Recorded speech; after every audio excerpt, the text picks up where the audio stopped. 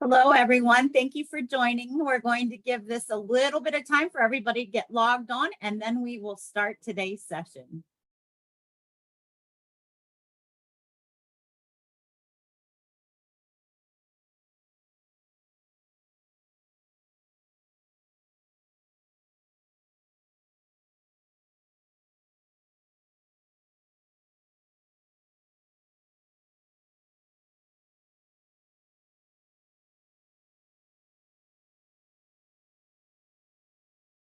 All right. Well, thank you so much for joining our session today, How to Know if a Postbaccalaureate Program is Right for You. We are very pleased to be joined today by Nancy Galindo who is the Undergraduate Initiatives Program Coordinator at UC Davis School of Medicine. We also have Emma Ledesma, who is the Director of Postbaccalaureate Programs at Charles R. Drew University School of Medicine and Science. And last but not least, Nikki Goldsberry, Education Program Specialist at The Ohio State University School of Medicine. Thank you so much for joining and presenting for us today. My name is Julie Gilbert. I am with the Association of American Medical Colleges, and we are very pleased to have this session. What we're going to do is we're going to be recording today's session, and it will be posted in the auditorium within 24 to 48 hours after the recording is done. As a reminder, all of the content in today's exhibit hall, as well as in the auditorium, that information will be available for 30 days post today's session. So you will be able to go back and take a look at these materials again. Without further ado, we are going to get started by learning a little bit about our audience. So I'm going to launch a couple of polls, or a few polls here. The first one is, we would like to know what kinds of post-baccalaureate programs are available. What do you know about? And if you could participate in the poll, that would be great. We have a lot of very knowledgeable people on today's call, so that's awesome. And we'll give it one more second here. All right, I'm going to end that poll and share those results. As you can see, we have a lot of people that know about post-baccalaureate programs, so that's awesome. The next poll that we have, maybe, let's go here.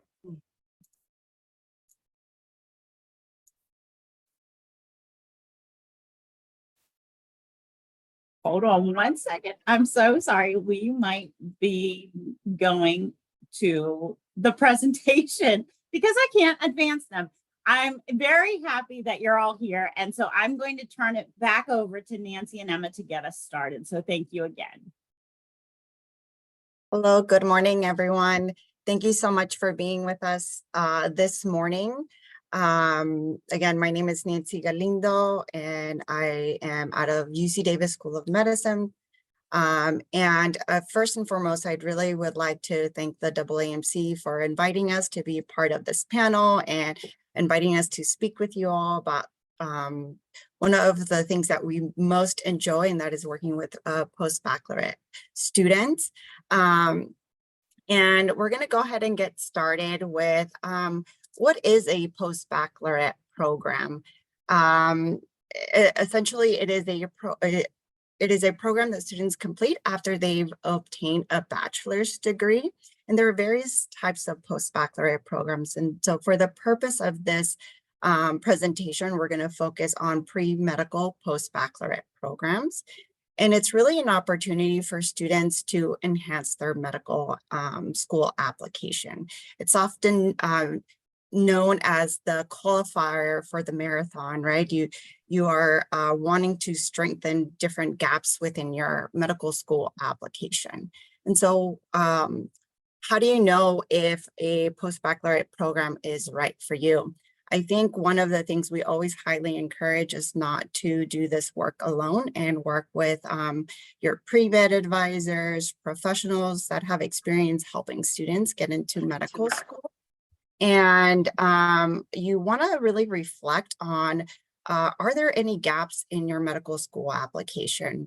Do you feel that you need to increase your GPA? Do you feel that you need more clinical or maybe research experience?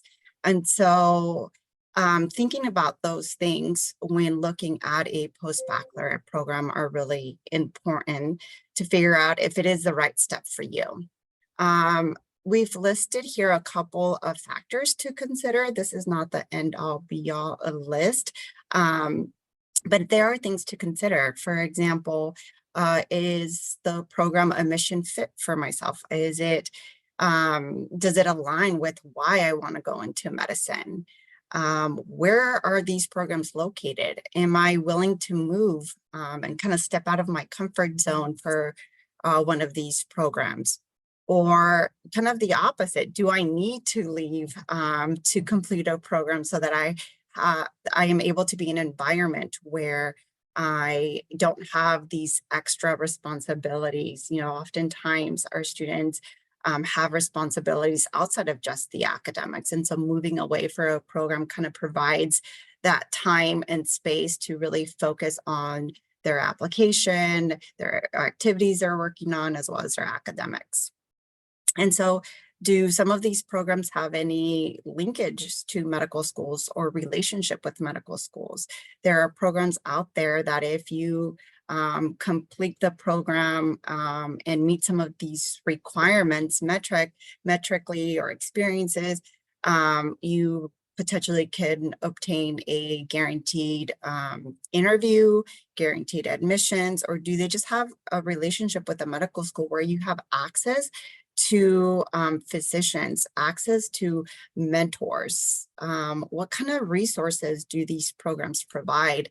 Are you in a small learning classroom environment? Are you provided with tutoring, mental health support? Other things to consider is the financial cost. A post-baccalaureate program does come with not only a time commitment, but a financial commitment. And as someone who's already obtained a bachelor's degree, that kind of also limits what kind of access to financial grants or possible scholarship you may have. So thinking about, are you paying undergraduate tuition, graduate tuition, out-of-state tuition, in-state tuition, and are you ready for that commitment as well? And then what kind of alumni network do they have? Do their alumni return and provide mentorship to those that come after them? And again, this whole network, do they have you meet physicians that are doing some of the work that you're interested in doing, or provide some mentorship? And so again, these are just a short list of things to consider. We are going to be talking about some of the most common post-baccalaureate programs, and I will turn it over to my colleague, Emma, for the next slide. Thank you, Nancy. And from the poll today, it was very obvious that many of you already know a lot about post-bac programs. So thank you for doing our poll. The first one that we're going to mention is Academic Enhancer. And this is one of the most common post-bac programs that are out there. It is designed for students to boost their GPA. Some students might need to complete some of their core classes, but many students are taking upper division courses during an academic enhancers. Some of the features of structured programs is the students will receive personalized advising, and that advising will help determine what classes the student should take, how long of a program the student might need to do. Most structured programs also have an MCAT program as part of the program, and as well as different activities. It might help a student fill in the gaps, whether they need community service, they might need clinical, they might need research. And typically, most structured programs will also provide a student with a letter of recommendation when they are ready to apply to medical schools. Most academic enhancer programs are 1 year in their duration. And so the next type of a post-baccalaureate program is a career changer. And so it's designed for students that have not taken their core science courses. And so many are students that found medicine later down in life, or were non-science majors that kind of need these prerequisites to complete. Many of them are structured program where they provide the guidance, the support, and they are anywhere from 18 months to 2 years, given that they have to take some of these core prerequisites and the sequencing of the courses. Next slide. One of the most flexible and cost-effective programs that are out there are DIY programs. And many times you might hear from a friend saying, I'm doing a DIY post-bac. And what that means is that students have the flexibility, and whether they need to take 2 classes, maybe they need to do a year as far as coursework, maybe they need to do 2 years.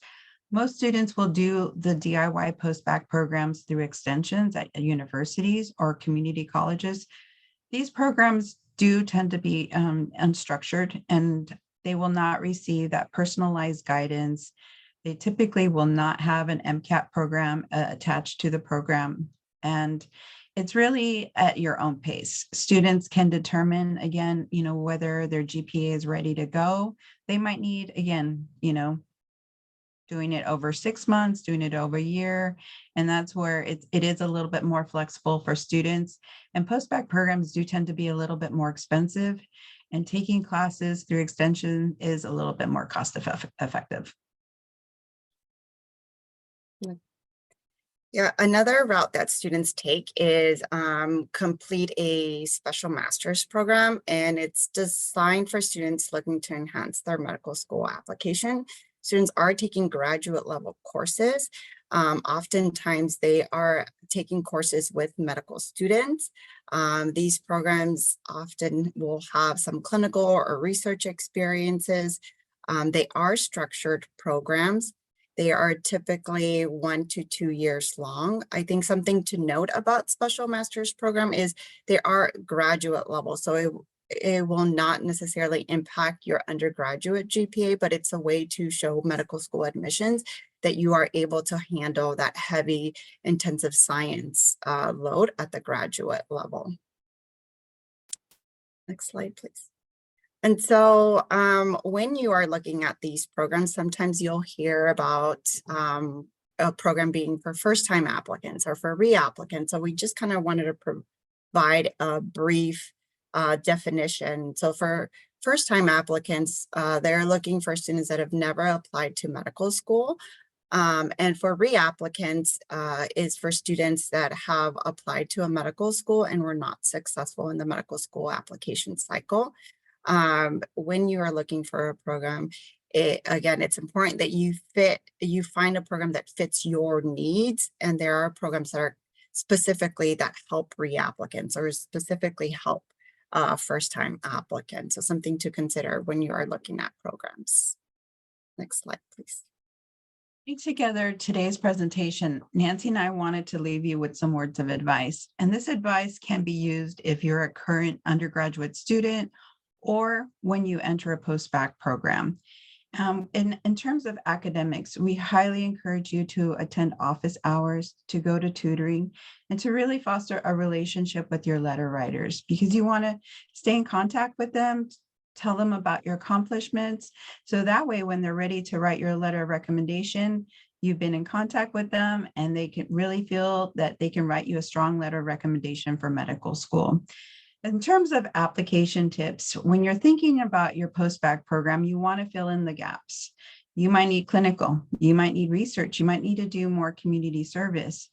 And in terms of that, we really want you to think about quality versus quantity and to seek out opportunities that you're passionate about. Oftentimes when we're screening applications, we see one student, jumping 1 week, another week, and they're really not getting a feel for that particular opportunity. And it might be really hard later on for that student to ask the person that they were working with for a letter of recommendation.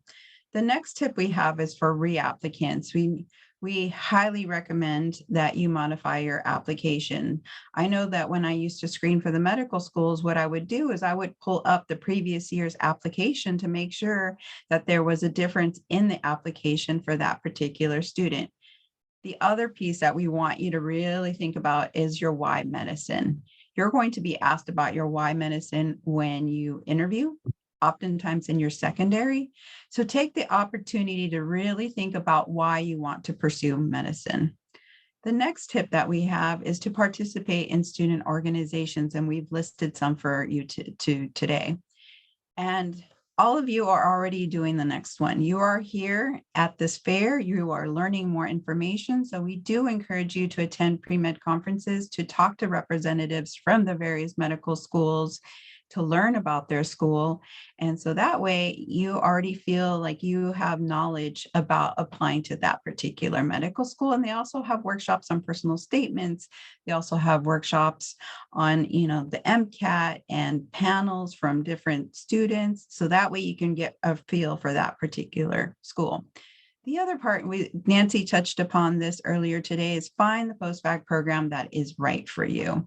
And then to consider your end goal. Your end goal is becoming a physician, and that is going to take a lot of work, a lot of sacrifices, having conversations with, parents or significant others of what that year will look like for you as a post-bac student. And oftentimes that means you won't be able to work as much. You won't be able to go home as much.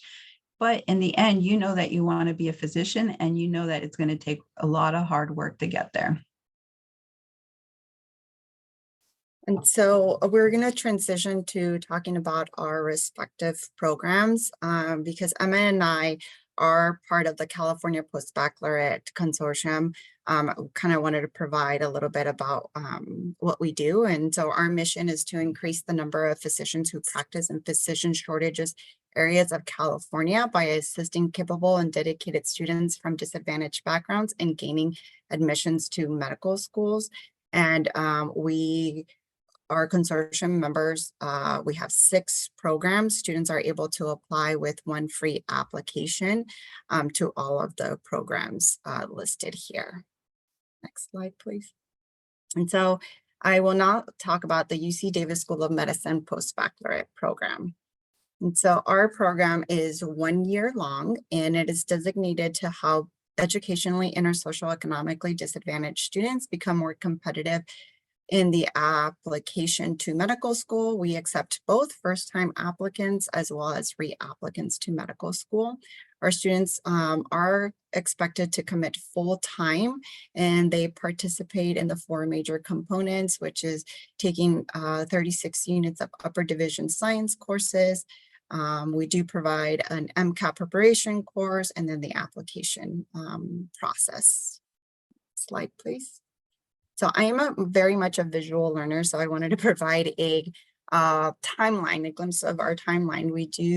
Our applications open in January. Our students do go through an interview process, and then we begin our program in the fall quarter, and they end at the end of July with an MCAT preparation course. Next slide. So some of our highlights. We provide mentorship and advising, and by both our faculty director, our staff, our alumni.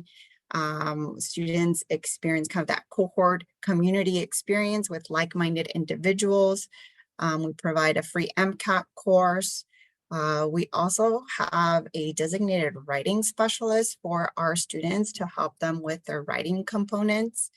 Our students have access to both our undergraduate campus in Davis as well as our School of Medicine in Sacramento. And our students pay undergraduate tuition for our program. Again, I was very brief, but if you have any questions, you are welcome to send me an email at hs-postbac@ucdavis.edu. I will also be at the exhibitor halls with the California Consortium. If you have any questions, I'm happy to answer questions there as well. Thank you. Thank you, Nancy.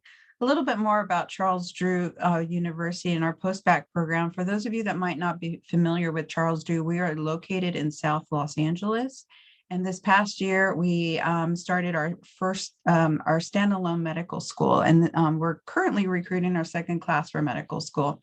In terms of our post-bac programs, we accept both first-time and reapplicant students. We accept 16 students per year. We are a very small institution, and that leads to having small classroom size for our post-bac students. During the post-bac students, the students will receive personalized advising, and we will work with every single student on deciding what areas of their application they need to work on. And our program is aligned with CDU's mission to create excellent health and wellness for all in a world without health disparities. Next slide, please. So some of the highlights of our program, as I mentioned, we have a small classroom size. We do a year-long post-bac class where I'm going to be working with the students on their application process. We bring in guest speakers, we bring in medical schools and medical students to speak with our students. We also have a President's Leadership Seminar that is led by our president of our university, Dr. David Carlisle, as well as our provost, Dr. Kiosha Partlow. And we also have support for the students. Post-bac year is a hard year, and we want to make sure that the students are taking care of their mental health. We also have opportunities for clinical, community service, and research. We use Jack Weston for our MCAT program, and we also take our students to pre-med conferences. The picture here is of our students this past year at the UC Davis conference in Sacramento. Next slide, please. And some of the benefits of the program, I won't read all of them. The students do receive a letter of recommendation. If they receive a 3.5 and a 500 on the MCAT, they're guaranteed an interview at our College of Medicine. And then this year was our first year that we're going to be offering 5 $20,000 scholarships to our students. And at the completion of our program, we also have 5 fellowships for students as they're applying to medical school. Next slide, please.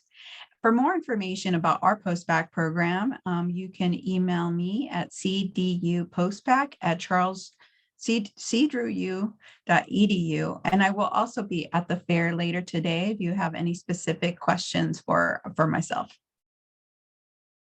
Oh, and I want to introduce Nikki. Nikki's going to be doing the next slide. Thank you, Emma. My name is Nikki Goldsberry. I am the Education Program Specialist for our MedPath Postbac program at the OSU College of Medicine. Next slide, please. Our program is in alignment with our college's mission to diversify physicians who can better serve a diverse community. Our program's overall aim is to increase students from educationally and or socioeconomically disadvantaged backgrounds who show evidence of a commitment to practice in the medically underserved communities. In addition, it's not just limited to those from disadvantaged backgrounds. For those students who may not have that orientation, so to speak, we do look at their applications as well, consider those who have also demonstrated evidence of a commitment to serve underserved communities, usually through letters of recommendation and so forth. I want to pause here just to talk a little bit about the type of program that MedPath is, which is primarily academic enhancing, but also providing support with MCAT preparation. So many of our courses are supporting that BCPM GPA. Students who are participating in the program must already have completed all the prerequisites that our college requires, as well as have taken the MCAT and applied to our MD program. Next slide, please. So this is just us by the numbers a little bit. Since our 1991, which was our first entering class for the MedPath program, the entering class of 1991 to our College of Medicine, meaning that we had students in the MedPath program in 1990, we have produced 350 medical degrees. We currently have 16 students enrolled in the program, but we average around 15 each year. And the average point increase on the MCAT with the academic assistance and MCAT support has been 7 points. The average GPA, 3.7. Next slide, please. Thank you. So this is our selection criteria. And these are the criteria that are listed on the College of Medicine website for MD program applicants. So they do not differ from what is required by our college. However, completing the AMCAS and having the MCAT score posted on that AMCAS could allow us to, when we do our selections, could permit a referral to our post-bac program. And from that point, potential applicants would receive a supplemental application just to provide a bit more detail about their motivations for an MD, why they're interested in pursuing the program, and so forth. Through our program, we also offer conditional acceptance to our College of Medicine. So the application process will include an interview in the spring, and then those decisions would allow us to accept our 15 students in the fall. And at the conclusion of our program, students who have met the successful completion criteria, which would include obtaining a score of 51st percentile, maintaining a GPA of 3.0 or better, and participating in all the required components, would be eligible for matriculation to the entering class. Next slide. Yes, thank you. So these are our dates. This is our timeline. So September is the last month that prospective applicants can take the MCAT in time to allow the scores to reach us in October or before that November 1st deadline. November 1st, the AMCAS is due to receive consideration, as well as the OSU College of Medicine supplemental application. And then again, if our committee has determined that applicants are eligible to receive further consideration for MedPath, the MedPath supplemental application is made available, and it has a deadline of January the 4th. This is my contact information, and I do want to just make a couple comments about, just to echo some of the sentiments of my colleagues on this call, in that when you are looking to participate in a post-bac program, it really will be important to know, or to be able to identify, what your personal professional goals are, short-term and long-term, actually. And if you are a reapplicant, it is very important that if you receive feedback, to incorporate that feedback to help you to present a more competitive application that will be more likely successful. That is all I have. I thank you so much for your attention. Thank you so much to all of our presenters today. We really appreciate all the information that you shared. We do have a number of questions that have come into the Q&A box, and so we're going to go ahead and answer as many of those as possible. I do invite anybody that is participating in today's session to certainly drop your question in the Q&A box if you have any additional that aren't currently going to be discussed. So let's get started with the first one, and I will open this up. If any of you want to respond, feel free. The first question that came in is, how is a post-bac program different from a special master's program? Can you give a little bit more detail on that? I can add to that. So with a special master's program, again, remember, you are doing those graduate level courses. You're also getting something tangible, right? You're getting a master's degree, versus a post-baccalaureate program often is your upper division undergraduate courses, or courses that will impact your BCPM, your cumulative GPA. And so in short, that is one of the differences between each of the programs. I will hand it over to my colleagues if they want to add anything else. Yeah. I would just say, just real quick, as an example, the post-bac program here at the College of Medicine does not offer a degree. So there's not a degree, there's not a certificate that you receive at the end, versus the master's, you are going to graduate with another credential. So that is one of the major differences. Another difference is that in a master's degree program, you're typically go in and there are core classes that you have to take as part of the master's. So it's a little bit more structured as to classes you need to take. Whereas in a post-bac program, you really have the flexibility of taking, upper division science coursework that you're interested in that aligns with classes you're going to see in medical school. So that's really one of the biggest pieces, as well as what Nancy mentioned earlier, that the post-bac is going to stand alone and factor into your undergraduate GPA, where the master's degree will only stand alone as a graduate GPA, but not factor into your undergraduate GPA. Okay, thank you for that. We have one question that came in, and I'm not sure if you'll all know the answer or not, but they're asking about post-bac programs if they accept Canadian applicants. Do you know of specifically that answer? I'm not sure.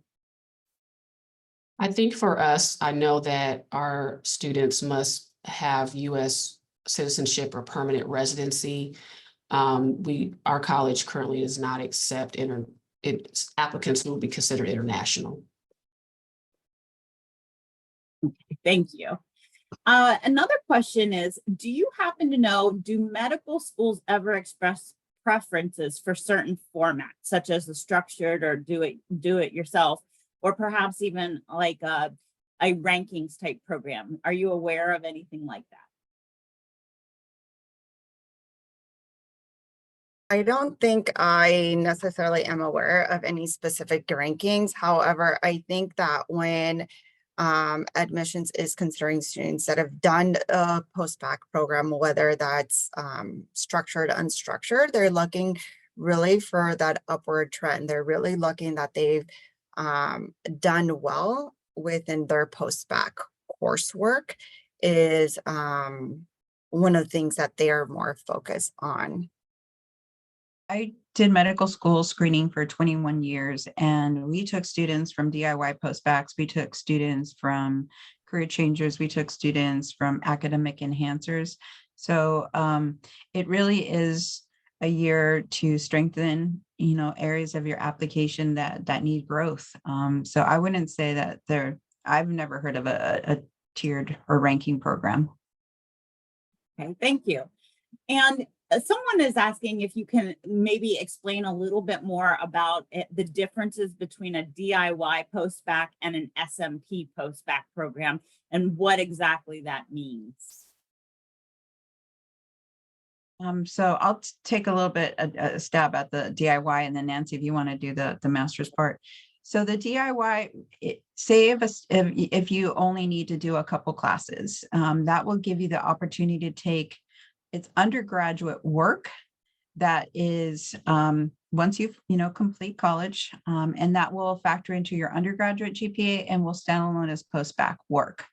And it's very flexible. Maybe you need to do a couple classes. Maybe you need to do 1 to 2 years of coursework to strengthen your GPA. So it's a little bit more flexible, and you can determine what classes you need to take and how many per semester. And then I'll hand it over to Nancy. Yeah, I mean, the greatest difference is just the graduate and undergraduate level courses. The special master's program, again, most of the time is structured. You are completing a degree versus if you're doing it yourself, you are, and again, when you're doing it yourself post-bac, we're talking about undergraduate work specifically. Thank you for that. Another question that was asked is, are post-bac programs usually designed to end directly around medical school application season, or is it recommended that students try to complete their post-bac in advance of the application season in order, to have time for studying for the MCAT or preparation in other ways? I would say for the MedPath program, this is not a program that a person could do in advance.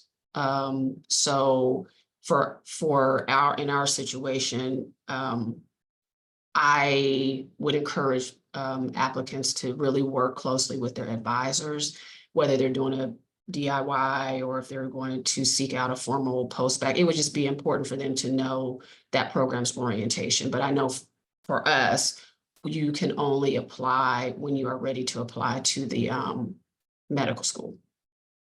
The program runs May to May, and by the time the student finishes our program in May, they will have an MCAT and they will have everything that they need in terms of working on their personal statement, 15 experiences, filling in the gaps. So they'll be able to enter the cycle once they finish the program, but not during the program.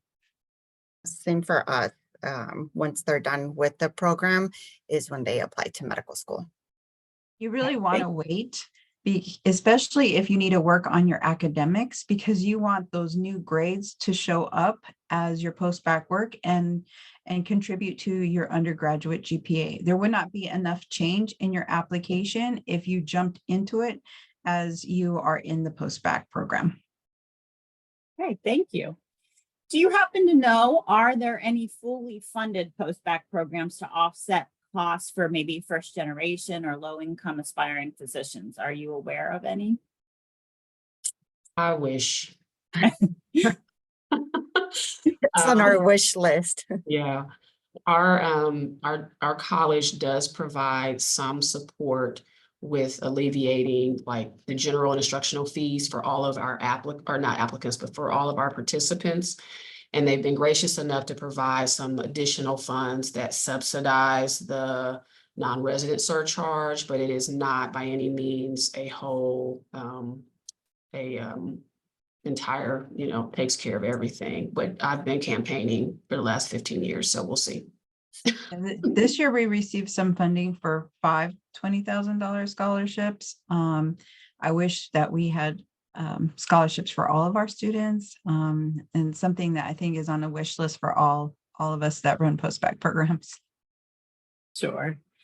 So I'm not sure if you'll know the answer to this question because of the fact that you're all at School of Medicine, but one of the questions someone is asking is, are there post-bac programs for other types of degrees like PT or OT or PA? No, there's a dentistry program, I believe at UC San Francisco. And I'm not familiar with other programs, but I know there are some, Yeah, right? one here. Mhm. Yeah, we also at UC Davis, right at our undergrad campus, the Office of Health Professions has a post-bac program for various healthcare careers. And we have a DentPath program that was kind of modeled after our MedPath program here at OSU. Okay, thank you. Could you each talk a little bit about the GPA requirements for your individual programs and what should an individual do if they don't meet that minimum GPA requirement? Can I clarify, just ask a question? Are they asking maybe GPA in the program as part of our requirements or prior to participation? It didn't specifically ask that. I'm assuming to get into a post-bac program itself, but Okay. that is my assumption. Okay. For the College of Medicine, an applicant must have a 3.0 in either the science GPA or BCPM, the cumulative total, or the all other to receive consideration. And then once in the program, we only really focus on the BCPM. Enter our post-bac program, you need to have a 2.8 BCPM, and then you need to have a 2.94 overall. Obviously, we're trying to get those students above a 3.0 by the time that they're applying to medical school. And then we provide personalized guidance as to where we feel their GPA needs to be before they apply to medical school. For our program, it is a 2.7 BCPM and 2.7 overall.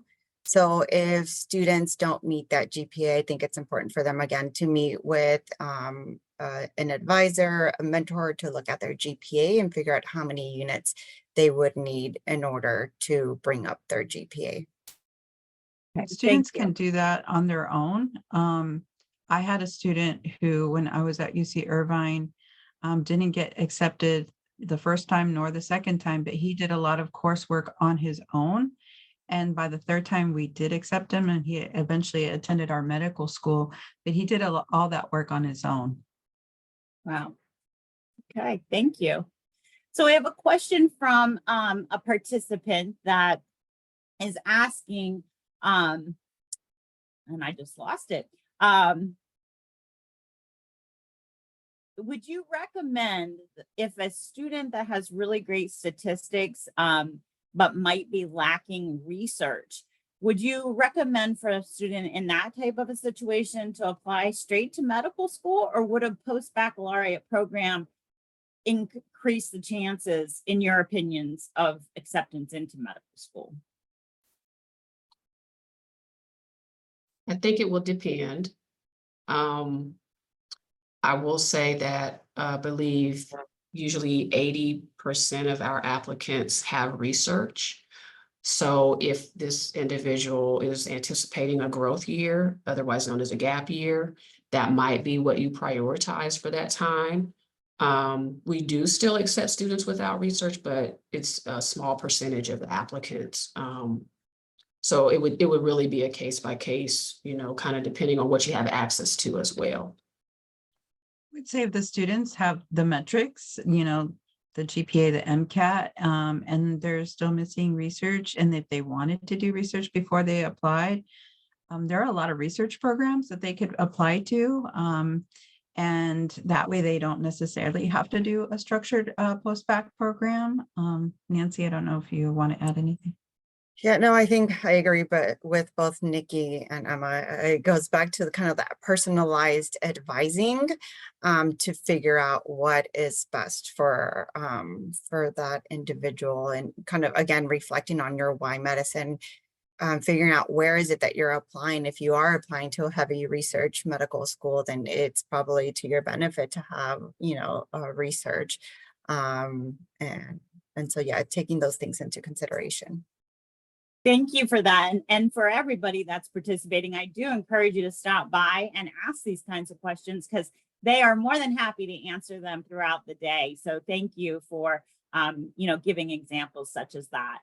Another question that came in is for students that are out of state students. Do you know, and maybe if you can at least specifically talk about your programs, are students required to arrange their own housing, or is that part of the program, or how does that actually work?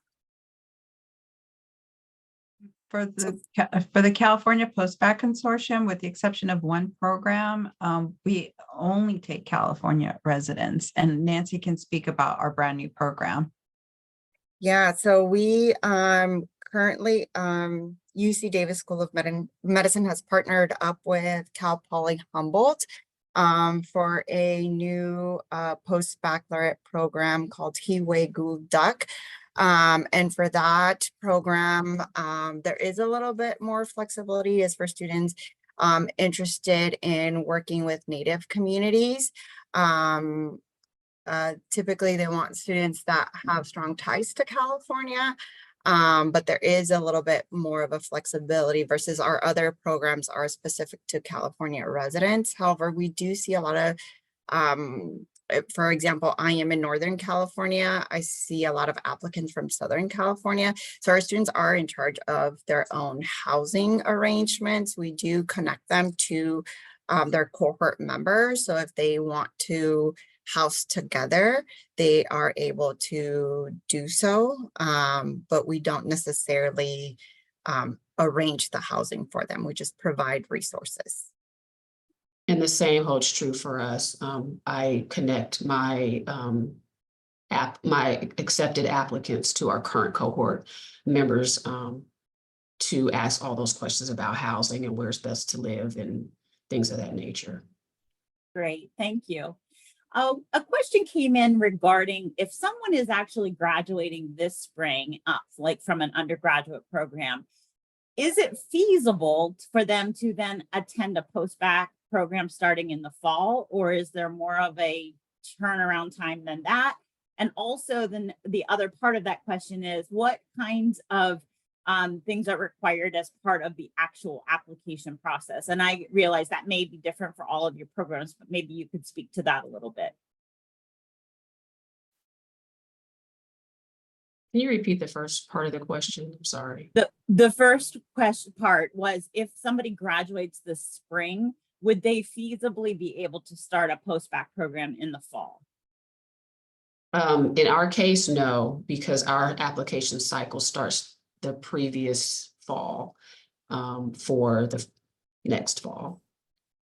For our program, yes, our application opens in January and closes in March for the first-time applicants and May for reapplicants. For those students that are pending coursework, we will ask for an updated transcript once their degree has posted. And because we start much later, we start in September, we have that flexibility. And then for our program, no, because we run May to May. And we can't take May graduates and we can't take June graduates because our orientation starts mid-May. Thank you. And a question, of course, comes in around cost and whether or not financial aid is available for programs. I realize this could also be different for each of your programs, but maybe you could speak to that a little bit. So for our program, our students majorly rely on loans because they've already had a bachelor's degree, so they don't qualify for a Pell Grant if they qualified for a Pell Grant in the past or any of the state aid. So they heavily rely on any savings. This is why we say, like, take financial costs into consideration. So either save and then, you know, they use their savings and the loans that they get to subsidize for the tuition and living costs. The same would be true for us. Aside from the program covering general instructional fees, we do rely on the students to know or be aware of their undergraduate borrowing aggregate, so they can see how much they've already used and how much they have remaining. And then they would work with our financial aid office here in the College of Medicine to kind of figure out how to cover the rest.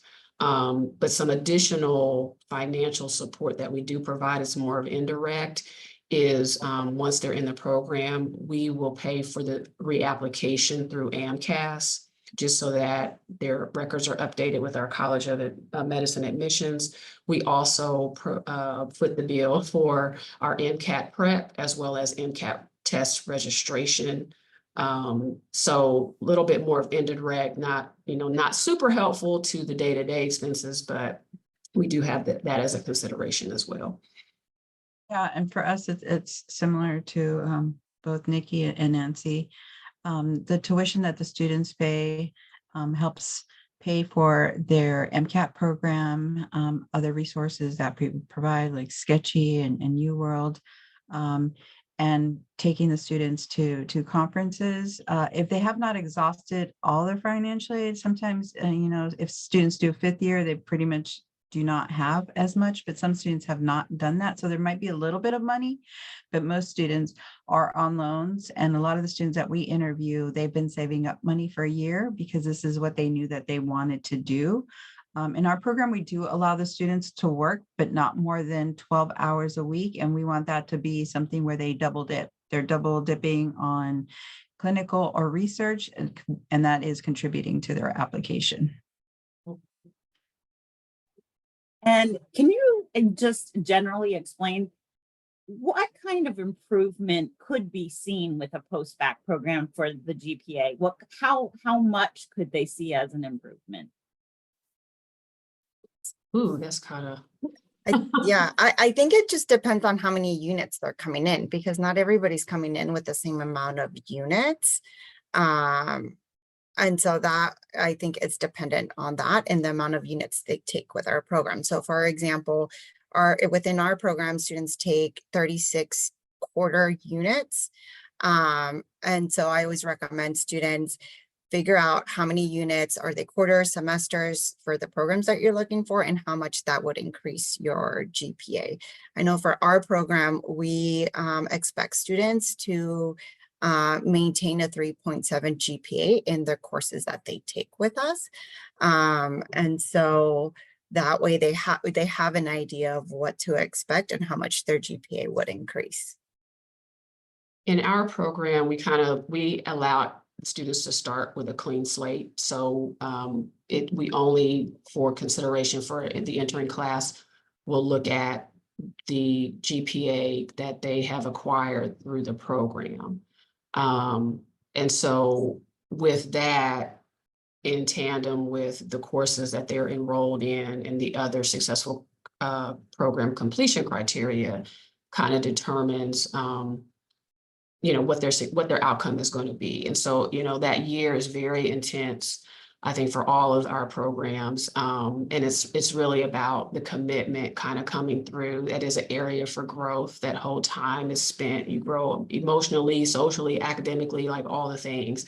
And so adjusting to that, sometimes you see grades and MCAT scores go up and down, right? But this is a time to really put that work in and to minimize the distractions. We do understand that a lot of times students come to us because they have had to do all the things, support family and take time off, and now they're non-traditional. And so there's a whole host of considerations. But one of the things that I am thankful for, I think, that the post-bac space allows is for students to get connected to resources that will get them through. And that's one of the things that we prioritize here is if you thought you needed support, but you didn't pursue it, this post-bac year is when you take advantage. And if that means you pursue accommodations for MCAT or you pursue accommodations for courses, then that's what we're doing.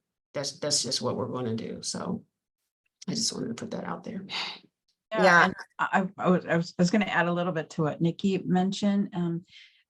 This year is a hard year, but it's really an opportunity to do things the way you would have liked to have done it in undergrad. And last year, all but one of my students had a 4.0, and the other one, I think, had like a 3.95. And I think this year our students are in that range too. So the possibilities of what you are able to do are out there if given that space, that support, the tutoring, and to be able to accomplish the grades that you can get. And that's why we really don't want a lot of students, working, having too many outside distractions, because we want this to be the year that you always dreamed about. And so that way your grade is reflected. So medical schools pay attention to what you get in a post-bac. If you do low in a post-bac, that's not going to look good.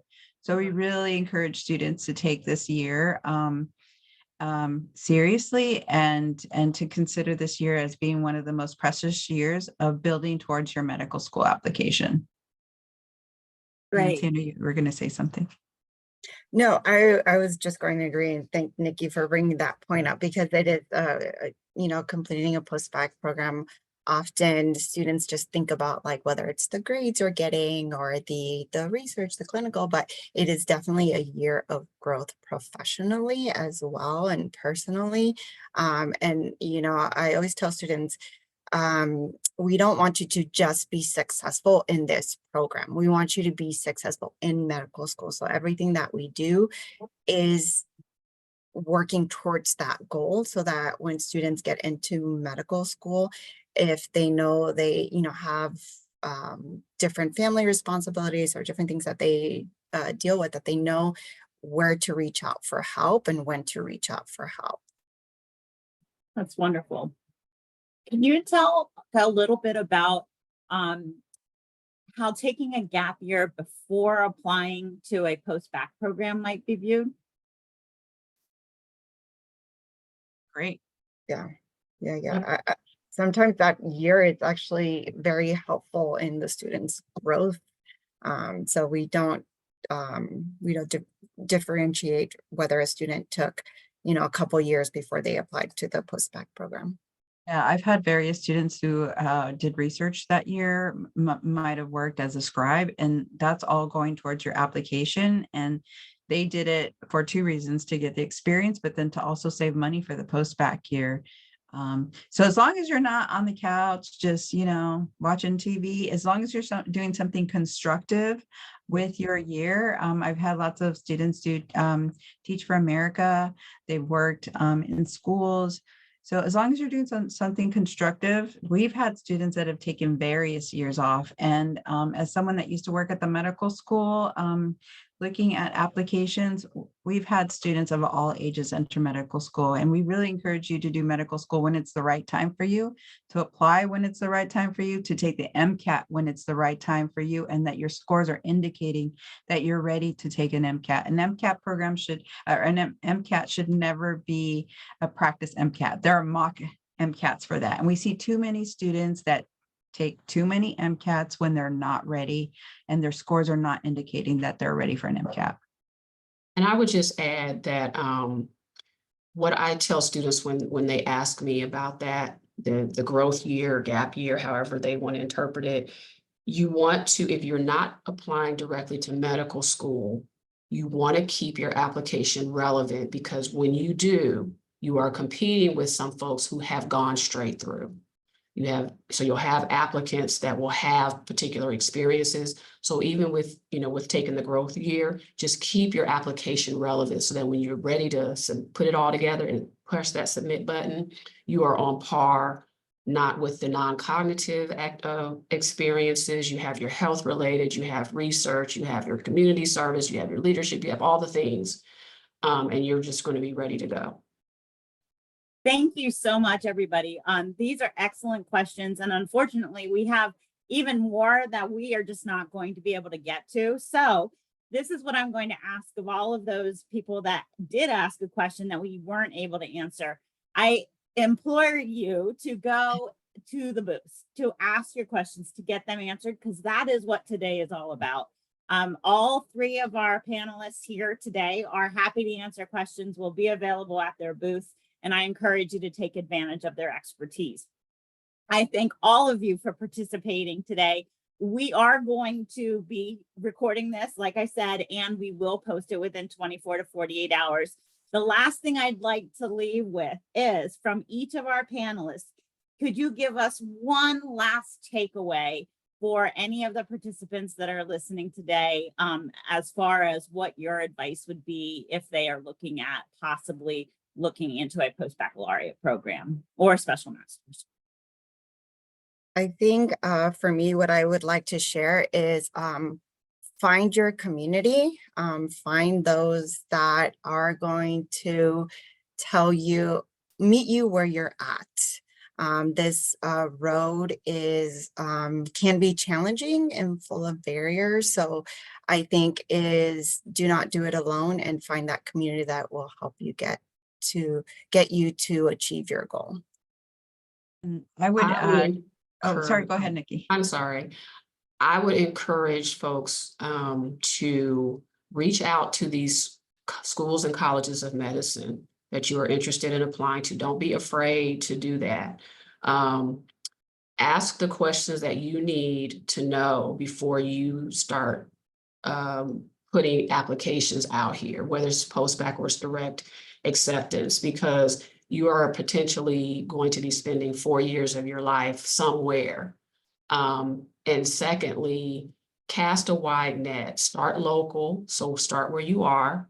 But if there is a place that you have your heart set on going, include that in your application as a process as well. But don't discount maybe the schools that are right down the street. So we always encourage applicants, like Ohio State is not the only game in town. I will say it. I have said it, right? So wherever your heart leads you, throw your hat in the ring. So my piece of advice is, and I would say this a lot to my medical students and then my post-bacs, especially for first gen, is to have those adult conversations with your family, with your friends, and letting them know that this next year is a very important year for you. And you might not be around as often. You might not be able to attend every birthday party, quinceañera, baptism, graduation. So to have those conversations and let them know how they can support you. And By you doing that, they're going to help you along your journey to medical school. But it's really important to have those conversations because you will have that conversation again once you enter medical school. Absolutely. Thank you again, everyone. And I encourage everyone to go visit the booths that we have available. We have about 60 booths, and we hope that everybody will get their questions answered and enjoy the day. So thanks again for participating. And I encourage you all to have a wonderful time at the fair.